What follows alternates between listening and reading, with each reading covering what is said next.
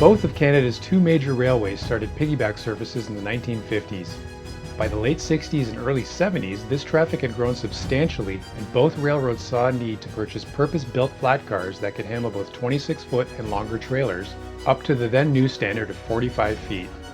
CN placed an order for 283 61-foot 4-inch long cars with Vancouver Iron and Engineering Works. Delivery on these cars started in 1966. They would continue in service well into the late 80s after a major rebuild in 1976 to a single hitch configuration. CP ordered a large batch of 305 cars from Marine Industries Limited in 1972. Built at 63 feet long, these cars would soldier on in service after several rebuilds. As well as the removal of the second hitch, container pedestals were later added to many of the cars.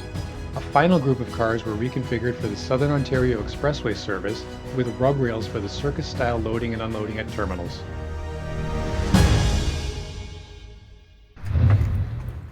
All right, this is Bob's house, okay? Yeah. So excited to see this layout. Yeah. But last time we were here, he stole one of my GMD1s.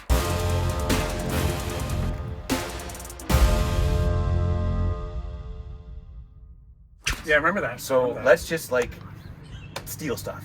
Yes. He's not looking. Absolutely. All right. Bring it on. I brought that for Bob. No.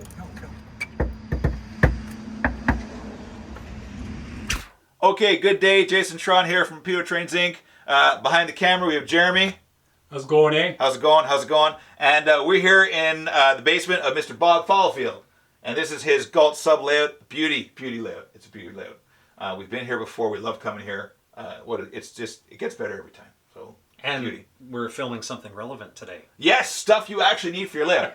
So today we're here to talk about the trailer on Flatcar HO scale. Flatcars and trailers, they're available. Order deadline is July 17th. That's our second order deadline. So we had to extend the order deadline because the orders for these have not been phenomenal. They've been actually quite low. So in order to help that, we're going to show you more about these cars, going to talk about these cars, and hopefully it'll convince you to order some.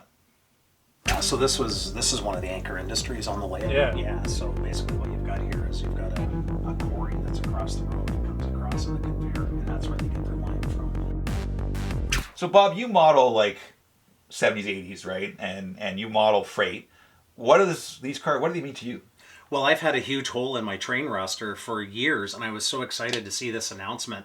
5 nights a week, 906 would make its way from Windsor to Toronto, and that train would stop in Woodstock, which is the epicenter of my layout, and it would lift company pigs off of the stock pen track.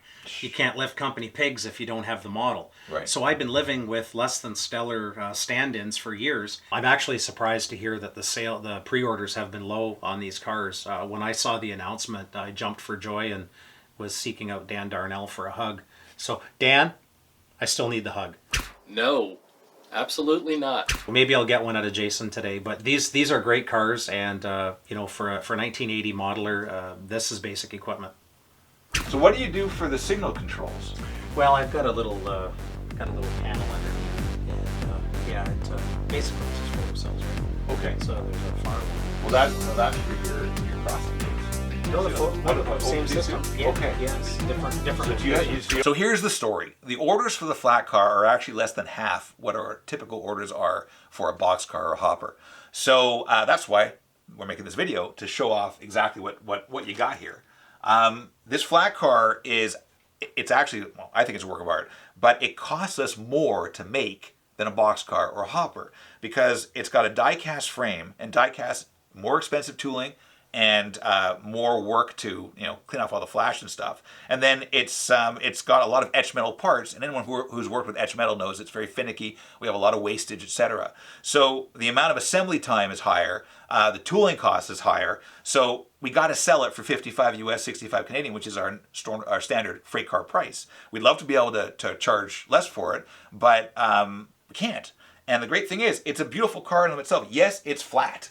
It is squishier, but it doesn't detract from its value. I think people, we all instantaneously say, like instinctively, oh, it's bigger, it should cost more. This is flatter, it should cost less. But I mean, you're getting what you pay for. It's a beautiful quality piece, and we think you're really going to like it.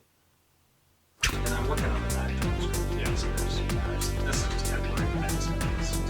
Yeah. Oh, they look great. Photoshop.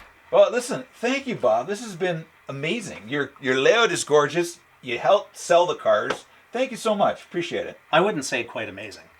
Oh, no? Why not? Not even close. What's Can I going on? make a suggestion? What? Get this CN crap.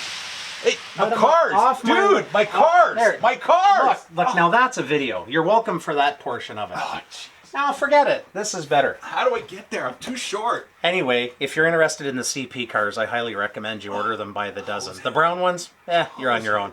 I can't read. Forget it. Hey, forget it. Lunatics! That went pretty good. That was great, except for the CN cars. Always the CN cars. Every time he comes, it's got to be CN. Wait, what? What?